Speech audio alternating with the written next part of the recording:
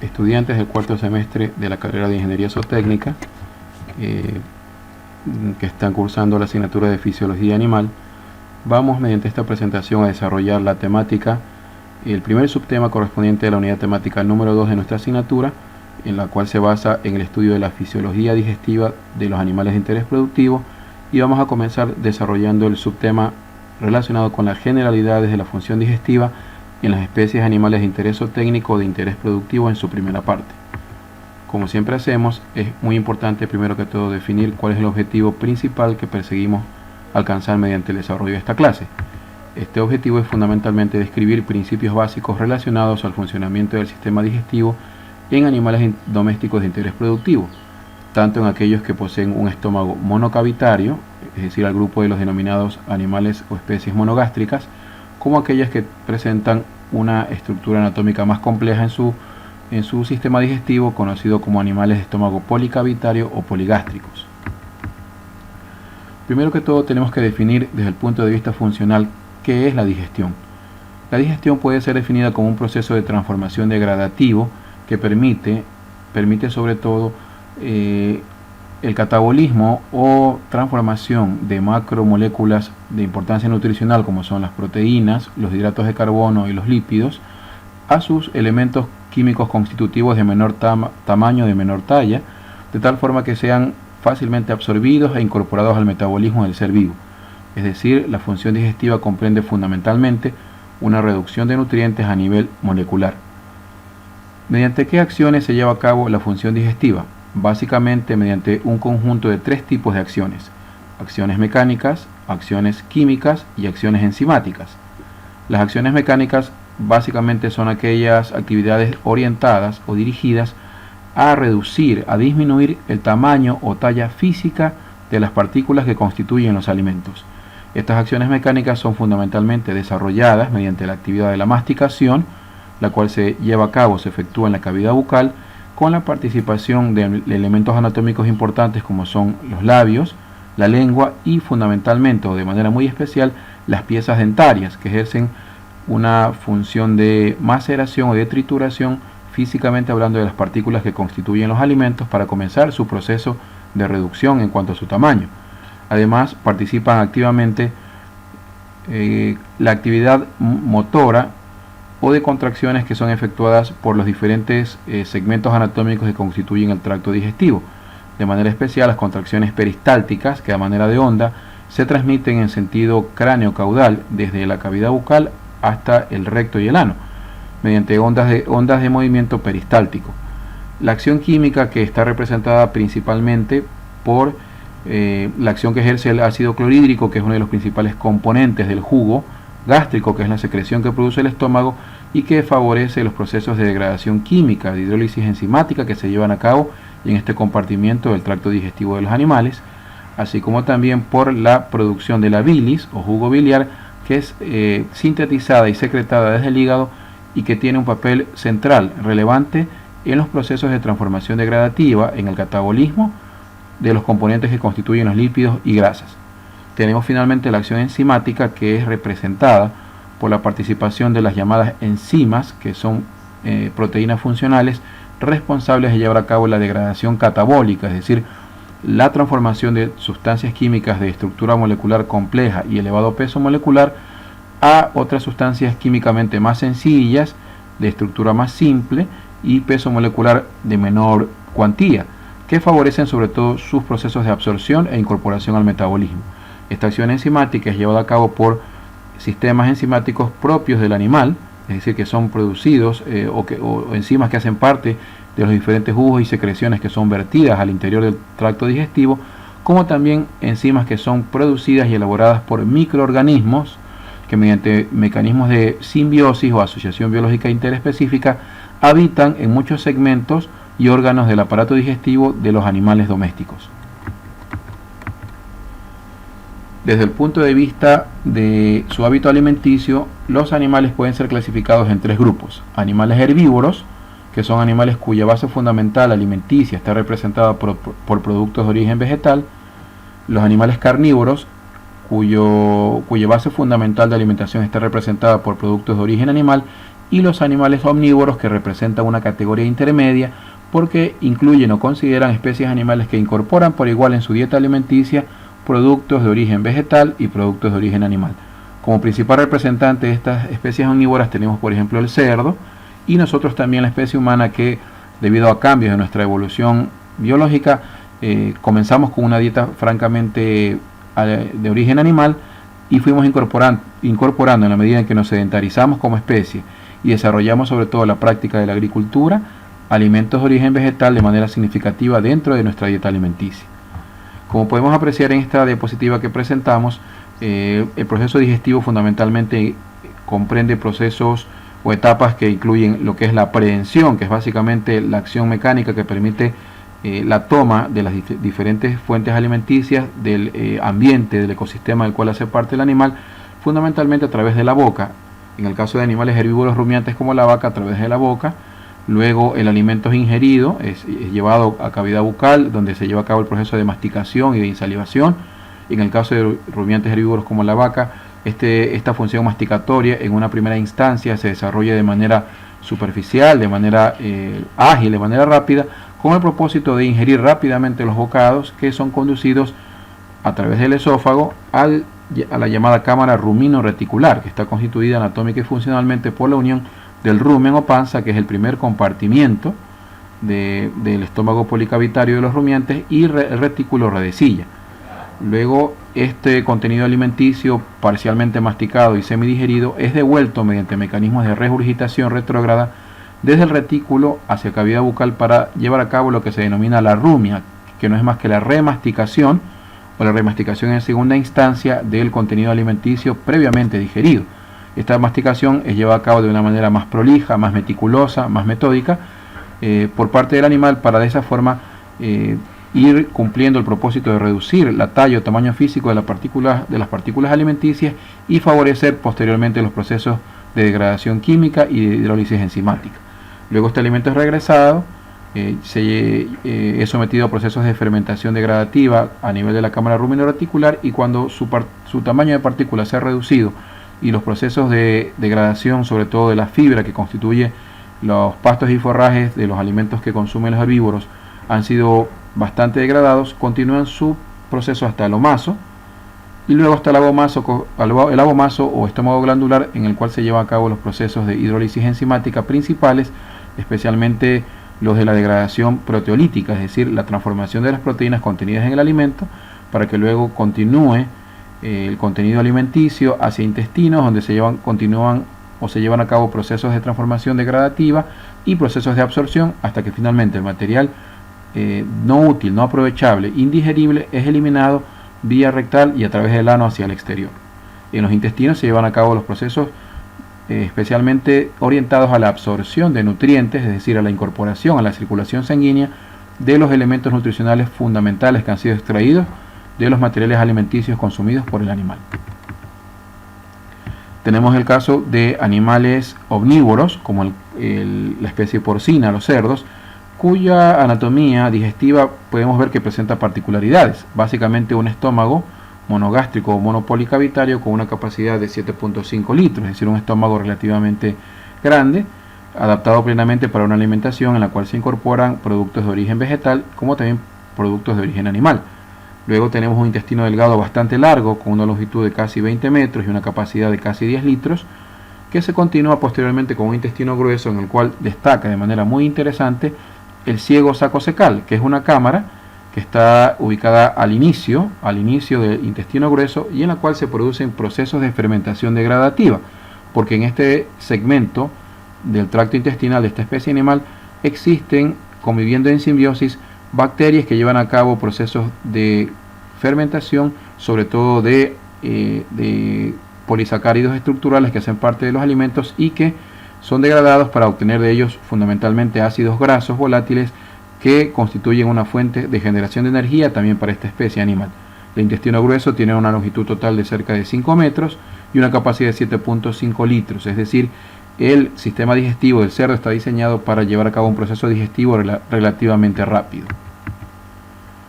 ¿Cuáles son los objetivos fundamentales del sistema digestivo? Como hemos mencionado ya, la digestión tiene como propósito funcional principal la transformación degradativa, el catabolismo de macromoléculas nutricionales de primer orden, como son las proteínas, los carbohidratos, los lípidos y los ácidos nucleicos, que son sustancias químicas que poseen una estructura molecular compleja y elevado peso molecular también, pero que son sometidos a procesos de transformación que permiten obtener de ellos sus elementos constitutivos fundamentales, los nutrientes, como son a partir de las proteínas, los aminoácidos, a partir de los hidratos de carbono, los monoglúcidos o monosacáridos, a partir de los lípidos y grasas, obtener sus dos componentes fundamentales, que son los ácidos grasos y la glicerina o glicerol, que es un alcohol, y a partir de los ácidos nucleicos la obtención de nucleótidos. Existen también otros nutrientes importantes, como son los minerales, las vitaminas y el agua,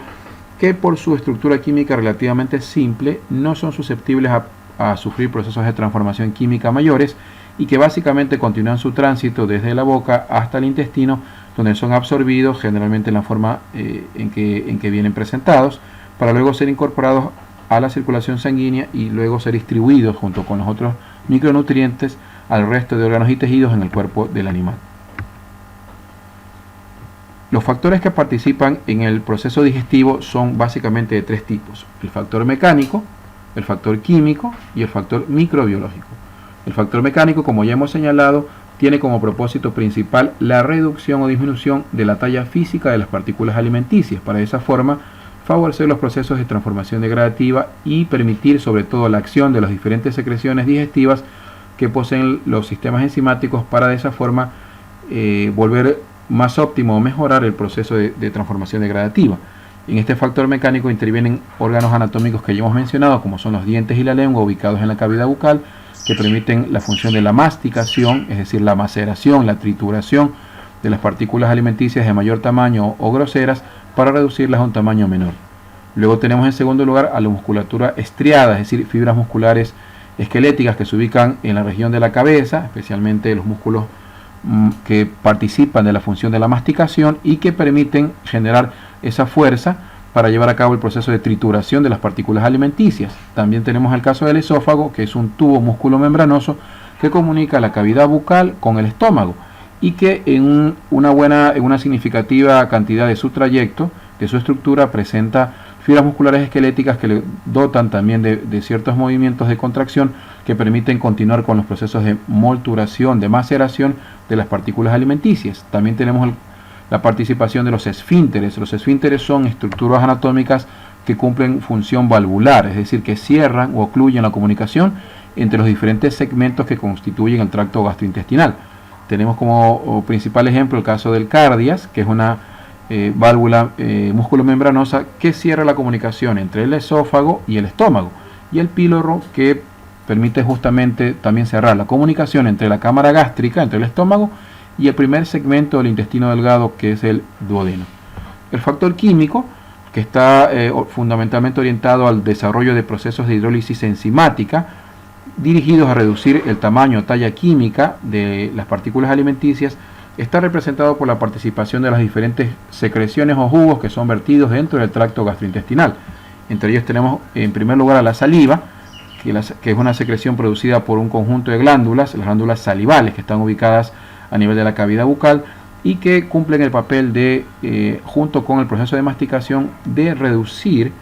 el tamaño físico de las partículas, favorecer sobre todo su humedecimiento, su lubrificación, que favorezca la conformación del llamado bolo de deglución o bolo alimenticio, que posteriormente es movilizado desde la cavidad bucal hacia el estómago. Tenemos también el caso del jugo gástrico, que es el principal producto de secreción elaborado en la mucosa del estómago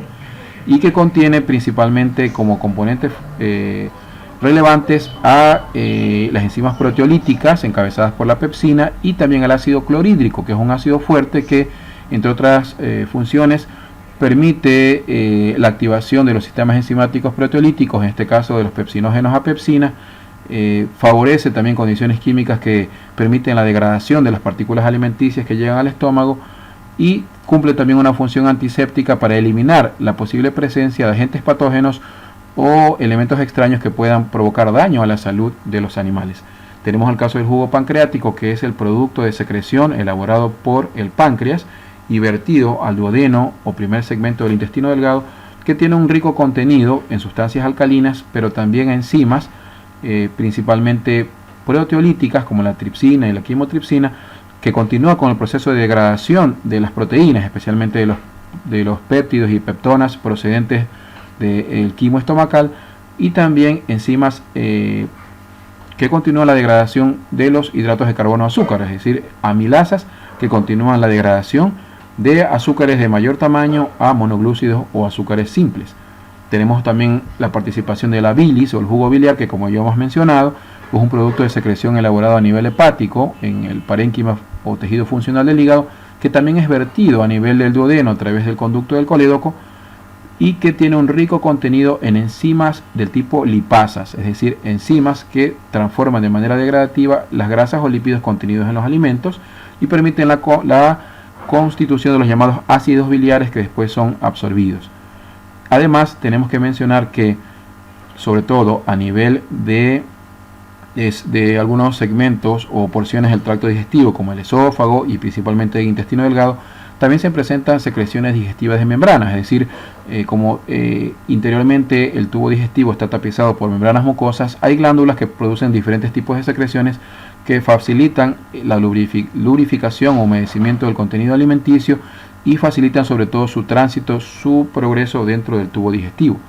Finalmente, el factor microbiológico, como ya hemos mencionado, está representado por la participación estratégica de bacterias, de microorganismos que conviven de manera simbiótica dentro de diferentes segmentos del tracto digestivo de los animales, especialmente en el segmento secocólico, es decir, en los sacos secales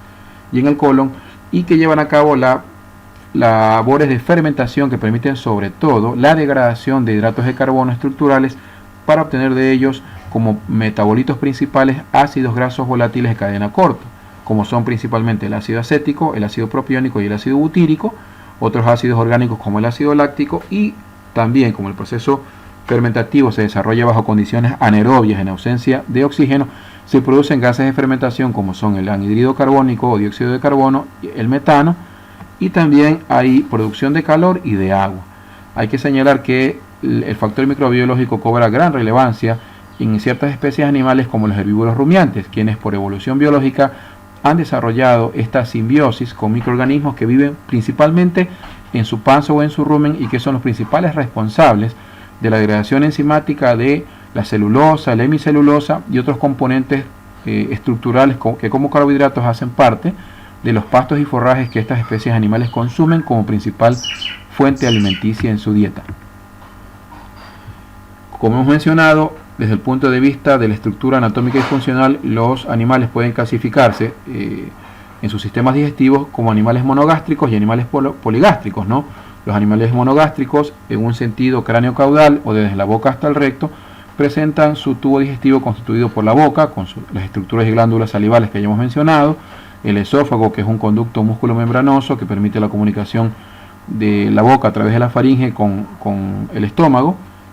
en sí mismo, el intestino delgado, el intestino grueso y las glándulas anexas o accesorias que contribuyen con sus diferentes secreciones o jugos, como son el páncreas y el hígado. En el caso de los animales poligástricos o de estómago policavitario, presentan un ordenamiento anatómico similar a los monogástricos, con la diferencia sustancial de que su estómago es policavitario, es decir, está formado por la unión de cámaras o compartimientos que son básicamente 4. La panza del rumen o herbario, que es el compartimento de mayor tamaño, la redecilla o retículo, que desde el punto de vista anatómico y funcional constituyen una sola unidad con el rumen, de tal forma que se habla de la unidad rumino-reticular. Tenemos luego el librillo u omaso, denominado así porque su mucosa interna se dispone formando pliegues, hojas, muy semejantes o parecidas a las hojas de un libro. Y tenemos finalmente el abomaso, llamado también cuajo o estómago glandular, el cual tiene una estructura anatómica y actividad funcional muy similar al estómago monocavitario de los animales monogástricos. La clasificación según la secuencia de los procesos digestivos de los animales, como hemos mencionado, determina que en los animales monocavitarios se lleva a cabo una acción enzimática, especialmente en su estómago y en el intestino delgado, y una acción microbiana, es decir, la participación de microorganismos que llevan a cabo procesos de fermentación, sobre todo a nivel del intestino grueso, concretamente en los segmentos del ciego y del colon. En el caso de animales con sistemas digestivos policavitarios, la acción microbiana se centra fundamentalmente en sus periestómagos, fundamentalmente en los segmentos rumino-reticular y en el hibrillo huomazo, mientras que la acción enzimática, es decir, la participación de enzimas que llevan a cabo el catabolismo, la degradación mediante hidrólisis enzimática de los componentes nutricionales de los alimentos, se efectúa básicamente en el estómago verdadero o en el abomazo. Dependiendo de dónde se lleva a cabo la fermentación y los tipos de fermentación dentro del proceso digestivo de las especies animales de interés productivo, tenemos que estas se pueden clasificar en dos grandes grupos: los llamados fermentadores pregástricos y los fermentadores postgástricos, también llamados intestinales caudales. En el caso del primer grupo, fermentadores pregástricos reciben esta denominación porque los procesos de fermentación desarrollados por las bacterias correspondientes se llevan a cabo antes de su estómago glandular o verdadero. Tenemos dentro de este grupo a los rumiantes herbívoros, entre los cuales se incluyen una buena cantidad de las especies animales que nosotros estudiamos y conocemos de interés productivo, como son los bovinos, los ovinos y los caprinos. Pero también incluyen otro grupo de animales que no rumian, es decir, no llevan a cabo la regurgitación de su alimento nuevamente desde la cámara rumino-reticular a la boca, y que incluyen a especies como son el hámster o conejillo de indias, el canguro y el hipopótamo. En el grupo de los fermentadores intestinales caudales tenemos básicamente a tres categorías: los animales que llevan a cabo la fermentación en su ciego o en su segmento cecal, como por ejemplo los roedores, los que llevan a cabo la llamada fermentación colónica, es decir, fermentación a nivel del colon, que han sufrido la adaptación anatómica que permite que su colon presente una estructura sacular, como la forma de un saco, entre los cuales tenemos herbívoros de interés doméstico, como son los caballos, pero también al cerdo y al hombre. Es decir, la fermentación colónica es fundamentalmente llevada a cabo por especies animales que hemos evolucionado con hábitos alimenticios omnívoros, es decir, que incorporamos por igual alimentos de origen vegetal como alimentos de origen animal. Y también dentro de los animales que llevan a cabo el proceso fermentativo a nivel de su segmento colónico o en el colon, tenemos los que presentan un colon no saculado, es decir, un colon que no presenta una estructura anatómica tan característica, como son especies animales de interés doméstico como son el perro y el gato. Aquí podemos ver justamente imágenes de algunas especies animales consideradas como fermentadores pregástricos, entre ellos los bovinos, los ovinos, los caprinos, el hámster o conejillo de indias, el canguro, que es un marsupial, y el hipopótamo, que es un herbívoro de vida salvaje o vida silvestre, que fundamentalmente su ecosistema es el continente africano, aunque también en el continente asiático encontramos algunos géneros y especies. En el caso de los fermentadores intestinales caudales tenemos como principales representantes, como ya hemos mencionado anteriormente, a los roedores de vida silvestre, los conejos, las liebres, también herbívoros pertenecientes al grupo de los perisodáctilos, como son los equinos o caballos, a animales omnívoros, hábitos alimenticios omnívoros, como son los porcinos, y también a mamíferos omnívoros, como son el perro y el gato. Algo muy importante para poder entender la función digestiva es comprender cómo se genera la sensación de hambre, es decir, el estímulo que motiva, que impulsa al animal a tratar de satisfacer una necesidad básica como es el hambre. Tenemos en este punto que diferenciar dos aspectos específicos. Primero, lo que es el hambre. El hambre básicamente es la percepción consciente, es la sensación consciente que experimenta el animal de la necesidad de consumir, de ingerir alimento. Y el otro concepto que hay que diferenciar es el apetito, porque el apetito tiene que ver básicamente con aspectos de palatabilidad o gustosidad, es decir, que el animal expresa cierta apetencia a alimentos que, de acuerdo a su experiencia vital, son de su agrado. Es decir, que anteriormente por su experiencia de vida él ha consumido y le resultan agradables. Por lo tanto, no se necesita que exista hambre para que se manifieste el apetito. El control de la ingestión de los alimentos tiene fundamentalmente un control neuroendocrino y sobre todo a nivel del sistema nervioso, donde se ubica el llamado centro del hambre, en una estructura muy importante que se denomina el hipotálamo, que está ubicado en la base del encéfalo en la mayoría de vertebrados superiores, que está constituido por un conjunto de neuronas especializadas que cumplen funciones neuroendocrinas de gran importancia para la vida de los seres superiores. En el caso concreto de la ingestión de los alimentos, tenemos que en el hipotálamo se ubican dos centros funcionales importantes: el centro del hambre y el centro de la saciedad. El centro del hambre está ubicado hacia el sector lateral del hipotálamo y el centro de la saciedad hacia su zona ventromedial. En el centro del hambre está constituido por un conjunto de neuronas especializadas que lo que hacen básicamente es enviar señales una vez que el animal sobre todo mediante sus facultades perceptivas, es decir, mediante el uso de la visión, el oído y el olfato, detecta la presencia de materiales alimenticios que él puede consumir. Es decir, un animal, por ejemplo, que comienza a experimentar la sensación de hambre y aprecia, por ejemplo, que se le coloca alimento en el comedero, mediante su función visual se estimula a experimentar la sensación de hambre. El oído también, sobre todo mediante mecanismos de reflejo condicionado, por ejemplo, animales que son sometidos a procesos de crianza y de producción intensiva en confinamiento. Los cerdos, por ejemplo, al escuchar el ruido de la carreta que transporta el alimento, se sienten estimulados a experimentar hambre. De igual manera el olfato, es decir, la percepción olfativa. Si el olor de un alimento es familiar para el animal, ya él lo asocia básicamente con la sensación de hambre. Entonces, al oler o al olfatear el aroma del alimento, él va a experimentar hambre. Entonces, eso lo va a impulsar, es decir, la percepción de todas esas señales funcionan como un estímulo excitatorio de la conducta ingestora. Todos estos estímulos son recogidos mediante mecanismos nerviosos aferentes y son movilizados hacia la corteza cerebral.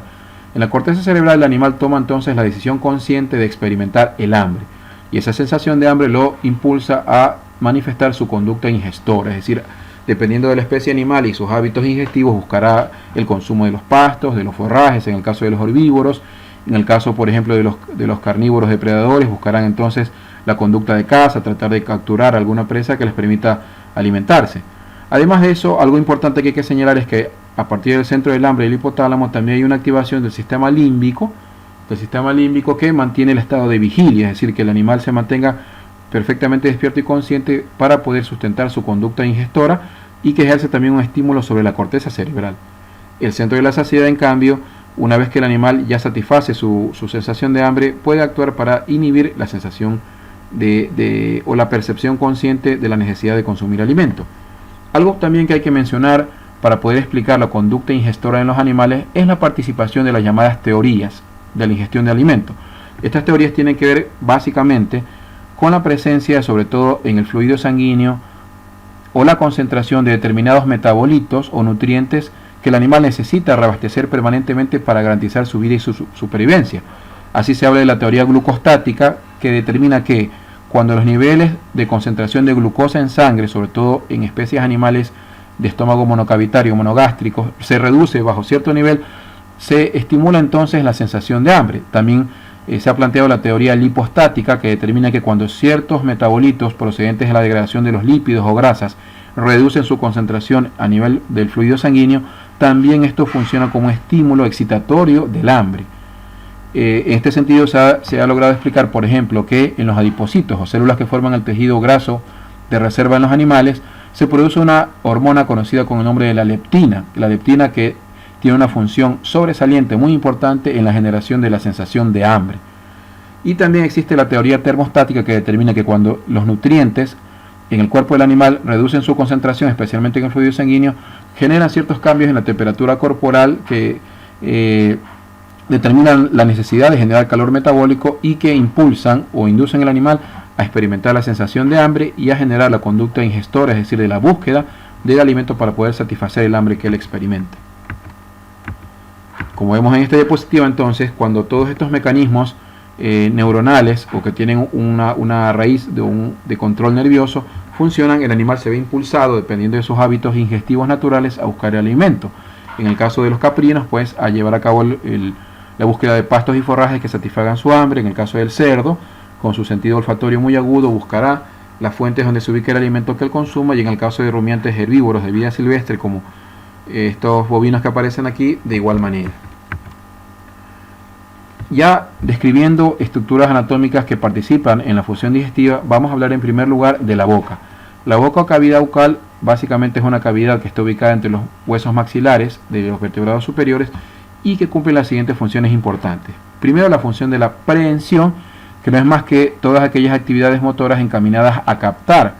a llevar a cabo la prehensión, la captación de los materiales alimenticios dependiendo de los hábitos ingestivos de cada especie animal. La prehensión es llevada a cabo mediante la participación de elementos anatómicos que existen en la cavidad bucal, como son los labios, como son los dientes, la lengua y la mandíbula, que por ejemplo en el caso de herbívoros rumiantes como la vaca, explican por qué la vaca, cuando lleva a cabo la prehensión, utiliza sobre todo su lengua. Su lengua la utiliza como un mecanismo de hoz que le permite rodear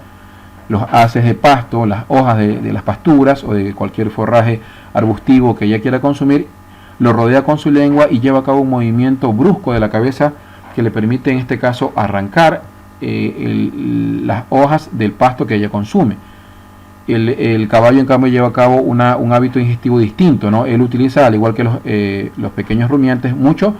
los movimientos de su musculatura labial, que le permitan sobre todo llevar a cabo un pastoreo a niveles muy bajos, casi al ras, al igual que lo hacen los ovinos. Y en el caso de las cabras, por ejemplo, que son especies animales que han evolucionado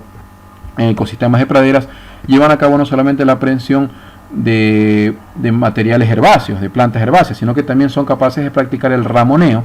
El ramoneo, esto es la cosecha o la captación de biomasa foliar existente en árboles de tamaño pequeño o mediano, o inclusive de forrajes arbustivos que hacen parte de su dieta alimenticia. En la boca se inician los procesos de degradación física dirigidos a reducir el tamaño físico de las partículas alimenticias mediante los procesos de masticación, en los cuales intervienen de manera muy activa las piezas dentarias, los dientes, como elementos que llevan a cabo la maceración, la trituración de las partículas alimenticias groseras o de mayor tamaño para intentar reducirlas a un tamaño menor. Además, en muchas especies animales, los procesos de degradación bioquímica también se inician en la cavidad bucal. Por ejemplo, en el caso de los porcinos, su saliva contiene una enzima conocida con el nombre de tialina, que inicia el proceso de degradación catabólica de los almidones, es decir, de azúcares complejos que están presentes en los alimentos y que fundamentalmente permiten su desdoblamiento a disacáridos o azúcares menos complejos. Además, en la boca, gracias a la participación de las secreciones salivales, las glándulas salivales que secretan sus diferentes productos o jugos directamente en la cavidad bucal, se consigue un efecto de lubrificación y humidificación del bolo alimenticio. Tenemos que, una vez que se lleva a cabo la masticación, la degradación y la lubrificación de las partículas alimenticias ingeridas, se forma el llamado bolo alimenticio o bolo de deglución. Además de eso, hay aspectos importantes que mencionar, por ejemplo, aspectos de carácter sensorial, porque la mucosa bucal y de la lengua está inervada por nervios sensitivos que, al contacto con el bolo alimenticio, sobre todo mediante mecanismos mecanorreceptores, estimulan todavía más la función masticatoria y la secreción de la saliva, con lo cual se consigue un efecto de mayor lubrificación o humectación del bolo deglutorio, facilitando por lo tanto su avance, es decir, su deglución desde la cavidad bucal mediante el esófago hasta el estómago.